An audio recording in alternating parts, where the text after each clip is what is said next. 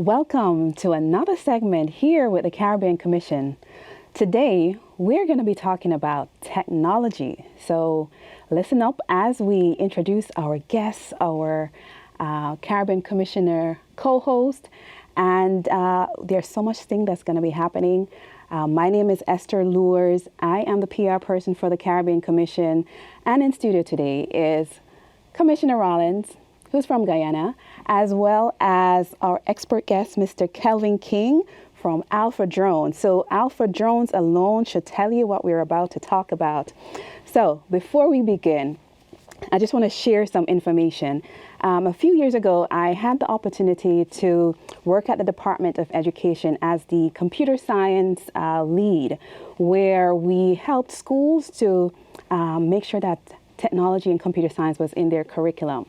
So that work has continued, and as of this school year, September, all schools in New Jersey was expected to integrate and provide computer science education to their students starting in kindergarten. So did you know that? And so with that in mind, we decided to talk about tech because December is Computer Science Education Month. And if you've had any experience with the word programming or coding, that's where we're going to start off the conversation. So my background is information systems from Rutgers NJIT, as well as a master's in computing in education from Columbia. And so the first time that I experienced coding was back in Jamaica, and it was a programming language called BASIC. Do you know if anybody used BASIC? Okay. Basic. So my math teacher used to provide coding classes at lunchtime, and I was like the only girl that would go up to his room, Mr. Thomas, and learn basic programming. However, when I came to Rutgers and started to do programming, it was still hard. It was still difficult. And so, the advocacy that happens with computer science education over the years to make it more accessible is something that I think is very necessary. So I want to ask my co-host, and then I'm going to ask Kelvin, what was your experience with computer science, programming, coding, whichever one you use? Well, my first institution of higher learning was Essex County College, where I attended school there, accumulated all my needed credits to attend NJIT, because I first went to NJIT and I asked the Department of Engineering what were the required courses for me to attend the university. So I had to get a list of courses, and these list of courses, I went back to my professor. I remember his name very well, Professor Zibotowski, and Professor Zibotowski advised me, look, you have to work hard because this is my first time in my life I'm going to deal with programming. So we started to do first the basic stamp, then we deal with C, C++, Visual C. I had to do these programming languages before I go to NJIT. Well, I introduced myself at Essex County College, then I went to NJIT where I was doing my undergrad. Did my undergrad there, and it was hell and high water with me and C programming, because I couldn't understand a thing until when I had to start reading night and day about how to program. How to program, you do an algorithm, and then you prepare the algorithm, then you go into what you call the... You have your debugging, you have your debugging, testing. No, before you had to write basic program using C. There were codes that you had to use, and Fortran was one of the first languages that I started with at NJIT. It was important because it was mathematically oriented, and moving from there, then I went to undergrad. My master's program was still programming. Then I went to my postgraduate certificate, still programming, supply chain engineering. You had to program, so you had to understand programming in the application of undergrad, grad, and postgraduate studies. Okay. Very detailed and very complicated. You probably heard some words that you've never heard before. So what's been your experience with programming or coding? Well, guys, first, thanks for having me. I'm enjoying the labor side of programming. As an airline pilot, as a drone operator, being able to use these computers to help us program how to fly an airplane is essentially where I'm connected to programming and coding. So you guys are the experts that provide us that capability, and we appreciate that. Without your brilliance behind the scenes, we wouldn't be able to do what we're doing. So computer science, coding, programming, it is all essential. There really would not be an aviation industry, a robotics and artificial intelligence industry without the brilliance of computer science technologies. Definitely. So again, we just wanted to do a quick introduction about computer science education, our experience with it, and to encourage you to explore more about what it is. There are so many jobs that are available here in New Jersey for individuals that study computer science, paying well over six figures graduating out of college. And so we just want to make sure that you, the Caribbean community, is aware of that. And at this time, I just want to also mention, so my work at the DOE, I kept in touch with some of those individuals. And I also learned that there is now work happening in the Caribbean. So code.org, other organizations are also working with the Caribbean to make sure that computer science is being brought to schools in the Caribbean. And, one such is Barbados and Belize. So, keep an eye out for what's happening in the Caribbean as well as where as coding is concerned. So at this time, so we heard a little bit about what it is that you do. So tell us, formally, officially, who you are and what you do and why we think you're an awesome person to be here today talking to us. I appreciate that. Thank you. Again, my name is Kelvin King, the Chief Executive of Alpha Jones USA and Alpha Aviation Incorporated. I'm also an airline pilot with United Airlines, and I've been in aviation for well over 23 years now. So one of our chief responsibilities at Alpha is to make sure that our community, again, I'm a first-generation American. My dad's from Guyana, my mother's from Panama. It's very important to me that, we bring, wherever you go in life, you want to introduce and open up opportunities for your community to enjoy and to embrace and to, secure a market share of what's out there. So one of our chief responsibilities is to educate, to empower, to train, to open up a workforce development process to help people get into these particular positions and careers, whether it's a fixed-wing pilot or if it's a drone commercial operator. That's essentially what we do, and we're looking to do it very well domestically and abroad. Okay, awesome. So if you have an interest either in aviation or just in drone, you would say that your company or organization is someone that the community can look to or connect with? Well, that's why we're here. We're here to, one of the things I've been saying for a long time, the drones are coming. And it's really important that our community brace for what is coming. The drones are going to be operating in just about every kind of environment possible known to man. We've got drones out there that are in agriculture, building cleaning. We have drones that are in transportation now, delivery of goods. And quite frankly, this is a multi-billion-dollar industry which will grow to be a multi-trillion-dollar industry. If we're not careful, we'll miss out on this technology wave, and we'll miss out on these high compensation careers and great opportunities that we see coming right into our backyard. So my priority, my mission as a servant, as a community servant, is to make sure that our people are well prepared to have the skills, the knowledge, the certification to go out and protect the market share and have these jobs right in our backyard with our people enjoying the benefits of them. So I heard something, right? So a lot of times we do things or individuals take on projects, whether it's for the money or just to be successful for the fame. So I hear that there's something else that's driving who you are and what is it that you're doing, and what would you say is that purpose or mission that drives you? Well, my background, I grew up in the church. I'm a minister in the church, and one of the things that we are passionate about, my upbringing in the church, my leadership, has groomed our congregation to focus on entrepreneurship and also to focus on developing people into high compensation careers. So from a ministerial perspective, that's one of my top priorities, to make sure that all of my life's work, it all works towards this purpose here of developing our people to have what's called above the ring careers. Here in Newark, we have a lot of different careers at Newark Airport, for example.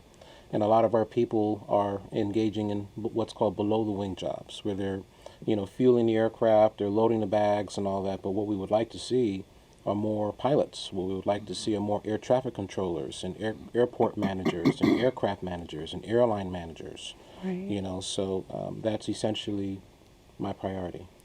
So how does Alpha Drone help with this need? Because there's two parts. There's the aviation part of it, as well as the business aspects of the drone. So, what type of services does Alpha Drone provide? Well, Alpha Drones USA is a twofold company. We're a workforce development entity. We focus on a flight training academy of developing pilots, commercial drone operators. And then the other side of it, we're a tech company. We're bringing technology into our community, and we're implementing and, in a sense, educating businesses to recognize what technology can do for them. So we have drones now that are essentially replacing older technologies, crop dusting aircraft or scaffolds and lifts. These drones are coming, and they're coming to help businesses in a great way.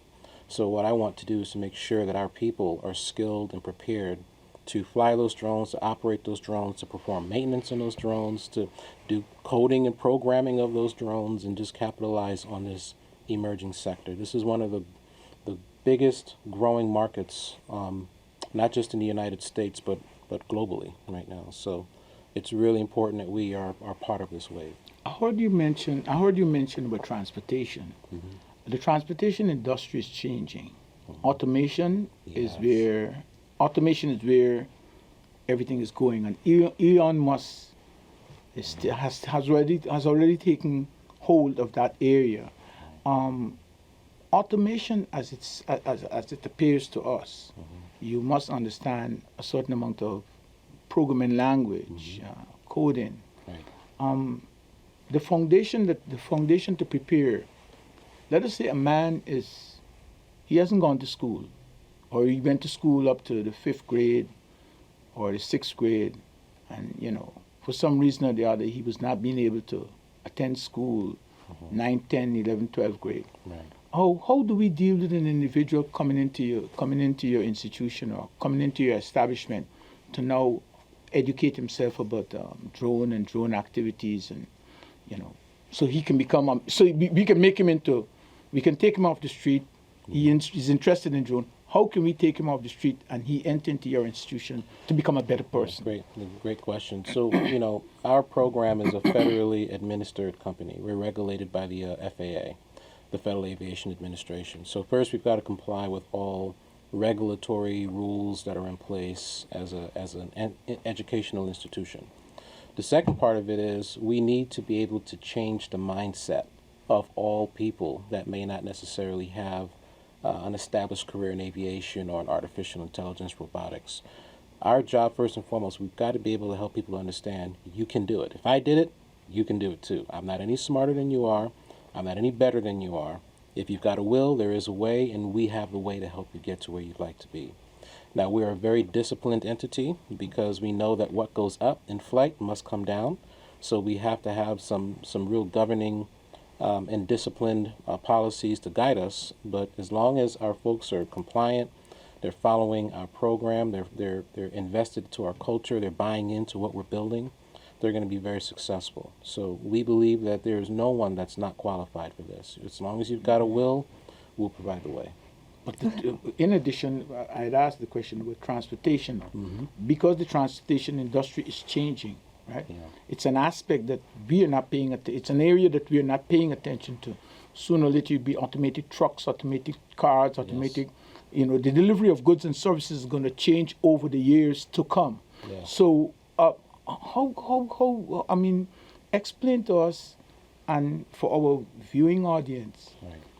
the new automation as it Yes. applies to air traffic control, drones moving, Right. trucks moving. Right. I mean, how does our community get that understanding? Is there a special Right. area we introduce them to it and let them know the technology that is moving it? Alpha Drones USA signed an agreement with, you talk about some of the engineers out there.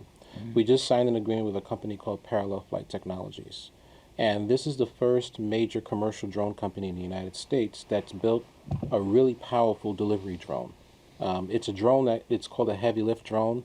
It can carry anywhere from 100 pounds to 500 pounds of payload as far out as 130 miles from the actual remote that's operating the drone. That's a tremendous breakthrough. There's also another technology that's been intertwined with this technology called SATCOM. It's a technology that enables a drone to have communication with a satellite, essentially, which will enable the operator to be in a room like this. Anywhere in the world, they can operate a drone anywhere on the planet from their living room, right, or from their home. So the drones are going to have a huge investment over the next 100 years. We're going to see unmanned aircraft, flying passengers, flying goods around the world. The technology's available right now, but it's slowly being implemented in the United States because the United States is the most regulated country on the planet for good reason. We want to make sure that, again, what goes up comes down safely.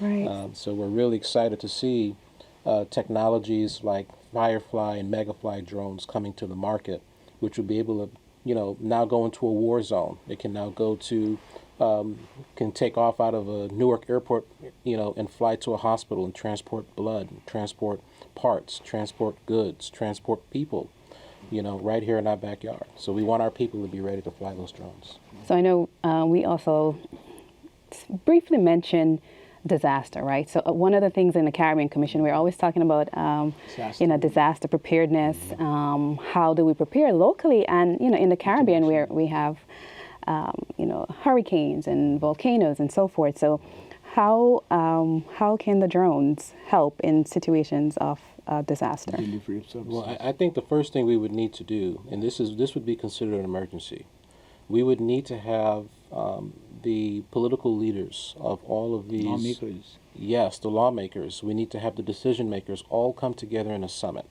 And let's put everybody in a room, either virtually or in person, and let's just talk about this new technology that's being built right now. It's not out to market just yet. So you have a really good opportunity to get your hands on this technology before the world gets its hands on it. And what this technology can do, you can fly literally into any kind of disaster zone of any sort, a war zone, a weather, natural disaster environment. What's going on in Hawaii in this present time with a volcano eruption. We got one in the Soufriere volcano in St. Vincent in the Grenadines. Yeah, I mean, you want these drones ready to go to war for you. And they're available to do that now. So, I mean, if we can just think about how we can organize and galvanize a community to be prepared to use technology to help us save lives, to help, drop off goods in an environment where we're not necessarily safe yet to pull people out of the wreckage. We'll be able to save a lot of lives with these kinds of technologies. Speaking of dropping off goods, you know that when the volcanic eruption took place in the Caribbean, there was a serious problem with delivery of mass to protect babies and the communities and the population. If there was a cause, let me say there was a requirement, and I don't know how it would happen from the United States to the Caribbean, or from Caribbean to country to country, island to island. We call it drone hopping, or Right. I don't know how it will happen, but that technology goes there because when an aircraft flies from America to another country, it's got to be granted permission. It's got to be licensed. So is the drone now? If you're flying a drone, or you're operating a drone within the confines of New Jersey, there's a license requirement. Yes. Would you be able to operate the same drone between New Jersey and, let us say, St. Vincent if there was a disaster? Yes, absolutely. Technology is there now. Our government is working domestically, and what's called ICAO, there's an international world order that's working behind the scenes now on exactly this topic of creating infrastructure of federal highways, national highways, global highways, of how to have drones fly certain airspaces and route maps the same way that airliners fly it now. So it's happening and it's coming. Awesome. That's great to hear. So, when I came here as a teenager, right, I went to the employment office looking for employment, and the representative was like, "You don't need a job, you need training," right? So, I've always had that thing in me that training is what's powerful. necessary, Yeah. right? So, now I train teachers how to use technology in the classroom for over 20 years here in Newark.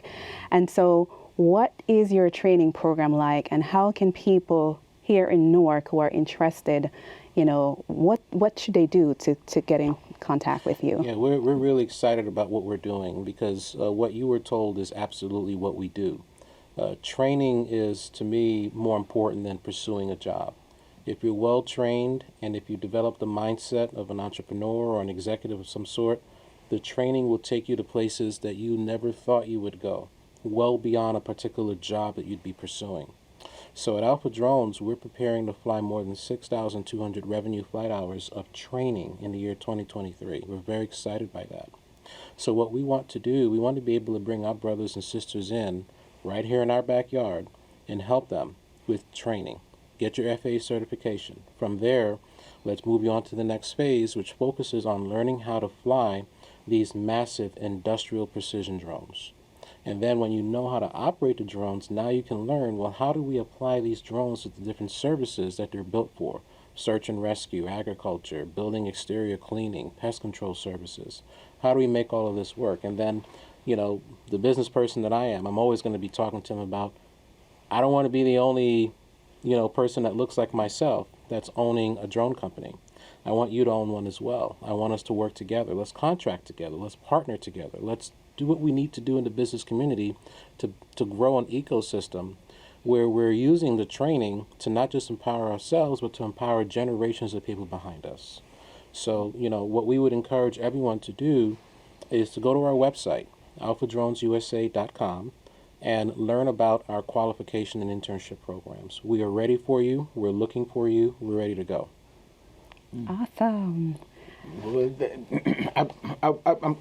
I would want to continue to ask the question on the education piece. The education piece is the delivery Yes. of the education on the platform, because we're talking about a North platform. A North platform, Yeah. we got our problems in the city, Right. social, economical, Yeah. and we're saying that now if we're going to bring young people on, that responsibility now comes with a lot of training. Yes. And the commitment to the training so that you can understand that, well, look, you're getting into something. You can't come today and don't come tomorrow. Right. You have to come continuously, Right. so that the results of the training Yes. will impact your success. That's right. So I think one of the things you mentioned was that whole mindset, right? Changing the mindset, Changing the mindset, and upgrading the skills.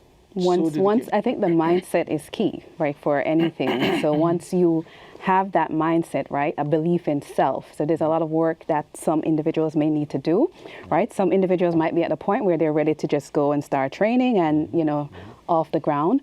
But there might be some resources needed to help social build that development. belief that know that you can do it. And so, it's a very Yeah. Well, if I can say this, let me salute the mayor of Newark. He and his staff, they're very excited about what we're doing and what we're bringing to the city. And they've offered all of their resources to support what we're preparing to do for hundreds of citizens per year for the next several years in the city of Newark. So that's a good thing.